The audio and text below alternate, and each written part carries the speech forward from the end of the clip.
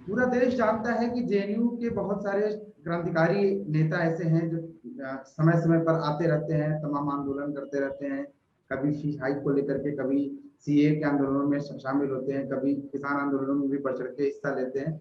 देश का कोई भी आंदोलन हो, कहीं ना कहीं इम्पैक्ट उसका जेएनयू पे जरूर पड़ता है। आपको बेहतर पता होगा, आप कैंपस के अंदर रहती है। लेकिन एक हैरानी की बात यह है कि पिछले 2 सालों से, मतलब 2020 और 21, जब से कोविड काल हमारे देश में चल रहा है, वे सारे क्रांतिकारी और सारी क्रांतिकारियां, मैं कहूंगा मतलब दोनों, जो महिला विंग है और जो पुरुष विंग है जेएनयू में, सभी के सभी गायब हैं, कहीं पता नहीं चल रहा उनका। तो आप क्या समझती हैं, कहाँ होंगे वो? क्या ऐसी ही क्रांति होती है कि जब देश मतलब छद्म क्रांतिकारिता है कि जब देश को जरूरत है तो गायब है, अन्यथा हर मुद्दे पर अपनी एक्सपर्ट राय रखनी है? जी। इसके लिए हमें सबसे पहले इन लोगों का मोटिव समझना होगा। जैसे हम ऐसे लोगों को हम आंदोलन जीवी करके पुकारते हैं, तो इनका मोटिव देश में सिर्फ अस्थिरता फैलाना है।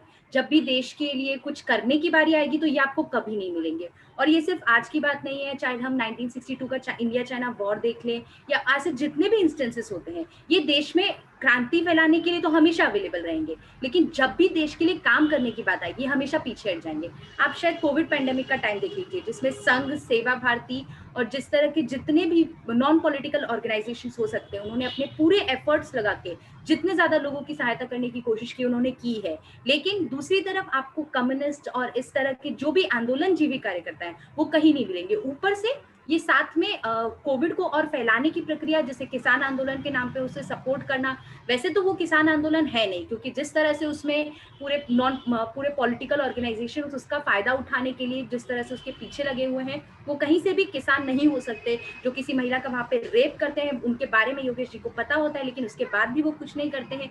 तो ये कहीं से भी किसान आंदोलन नहीं है। तो ये जो आंदोलन जीवी लोग हैं, हम पूरे देश को एक साथ मिलकर इन सभी के खिलाफ आवाज उठानी पड़ेगी, क्योंकि जिस तरह से इन्होंने देश में अस्थिरता का माहौल फैलाने की कोशिश की है, वो देश को कहीं ना कहीं तोड़ के रख देगा। इसीलिए हम सभी को अपने आप में जुड़ के रहने की अभी खास तौर पर और ज्यादा जरूरत है।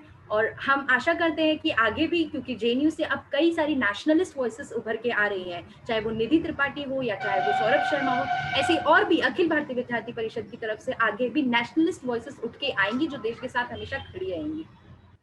आपने मोटिव की उनकी बात की, लेकिन उनकी बातें तो बड़ी अच्छी अच्छी होती हैं। वे कहते हैं कि हमें आजादी चाहिए गरीबी से। वे कहते हैं कि हमें आजादी चाहिए, ये जो भी सिस्टम हमारा है, जो भ्रष्ट सिस्टम है, उससे आजादी चाहिए उनको। तमाम तरीके की आजादी की वे मांग करते हैं। तो वो तो बहुत अच्छी बातें करते हैं, फिर उनका मोटिव कैसे गलत हो गया? बात हम करें मोटिव की, तो ये कम्युनिस्ट का पहली बार से शुरू नहीं हुआ है, ये इनकी एक प्री प्लान्ड स्ट्रैटेजी है। अगर हम बात करें कि आज़ादी के नारे से, ये कहते तो हैं कि गरीबी से आज़ादी हमें चाहिए, लेकिन हमें यही समझना पड़ेगा कि आज़ादी का नारा आया कहाँ से है। आज़ादी का नारा जब 1990 में कश्मीरी पंडितों को कश्मीर से निकाला जा रहा था, तब जिहादियों द्वारा ये नारा सबसे पहले लगाया गया था। ये नारा वहीं से उभरा है और इसी नारे को वो कंटिन्यू करते करते बंगाल या केरला या जैसी जहां भी जगह हैं, वहां पे इसी नारे को कंटिन्यू करते हुए पूरे देश में वो इस तरह का माहौल बनाना चाहते हैं जो एंटी हिंदू हो, जहां पे आप अपने कल्चर, अपने रिलीजन के अगेंस्ट जाएं।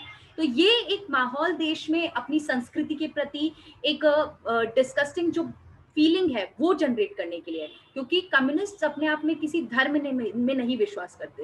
लेकिन साथ में हमें इनसे यह सवाल उठाने की भी जरूरत है कि अगर आप धर्म में विश्वास नहीं रखते तो आपके सारे नेता क्यों मुस्लिम टोपी पहन के घूमते हैं, क्यों वो ईसाई धर्म के बारे में सोचते हैं?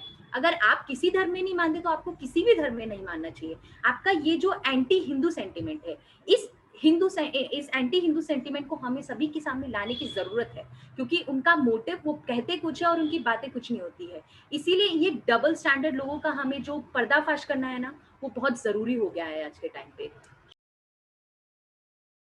Please remember to subscribe to us and switch on the notifications for this channel. For our other social media links, more content, and to support our work, please visit citti.net. धन्यवाद, नमस्कार।